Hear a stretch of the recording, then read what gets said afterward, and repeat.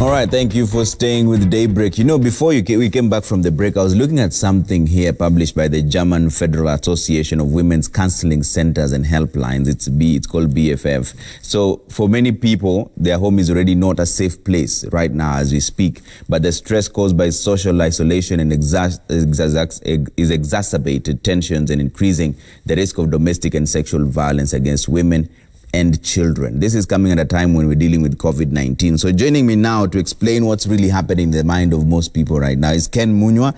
He's a psychologist, just to give us the heads and tails of this entire conversation. Ken, thanks for making time for us. So what is going on in the minds of people generally right now? That there's a lot of changes that's happening. There's social distancing, sometimes there's quarantine, some of your loved ones come in and you can't even see them for 14 days. What's happening in the minds of the people right now? Thank you very much, Trevor, and a very good morning to you. So we are in times of uncertainty, and people do not know what is happening. Nobody knows about tomorrow. And so anxiety levels are going up, stress levels are going up. People are not sure what will be happening. We saw a few months ago or a few weeks ago, people are crazily buying because they want to stock up, thinking that tomorrow might not be better than today. And so families are disintegrating. Of course, there are families that have come together. This could be a blessing in disguise for some families, of parents who have not been there for their kids and they are now being told stay at home. So the kids are happy. Some parents are happy. They have some deserved leave that they have not yet taken before. But some, as you rightfully put it, domestic violence is rising.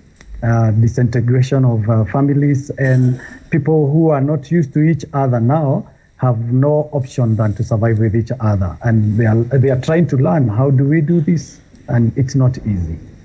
So who is the most affected from the research that has been conducted so far? When we talk about domestic violence, yes, it mostly affects women. Mm-hmm. 1 out of 5 women suffer from domestic violence. But now, from where I sit as a psychologist, men are equally as affected, but they do not easily come out. We especially in Africa, where men do not speak about their problems and issues, we have men who are affected when they come into the confinement of the therapy rooms, or we are doing them teletherapy. They are able to tell us that we are also affected, but we don't want to shout out there for fear of being discriminated or the stigma associated with a man speaking out against domestic violence being perpetrated by the spouse. So then essentially what you're saying is the jury is still out on which gender is mostly affected, because the men may just be equally affected, but they don't report. Therefore, there's no record of it. From where I sit, it's everybody who is affected. It's everyone, both men and women. Mm-hmm. All right. Yeah. So now, as we speak right now, you've mentioned uncertainty, anxiety, and stress levels. And also research is showing that this the domestic violence is happening even in families that were not predisposed to it earlier on. It's new now to different families. Why is that exactly? And how can that be tamed from where your standpoint is?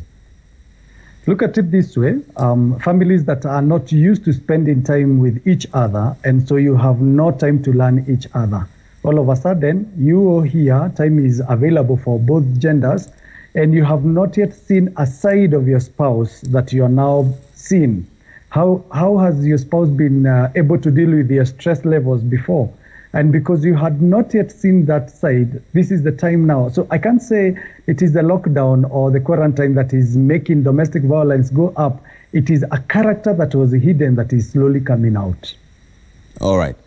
Munyua, stay with me. Ken Munyua there is a psychologist. Stay with me for a bit. We're taking a quick break. When we come back, we're going to talk about how come for some people, these bonds are growing stronger, and for others, it's just deteriorating. That right after the break, all right?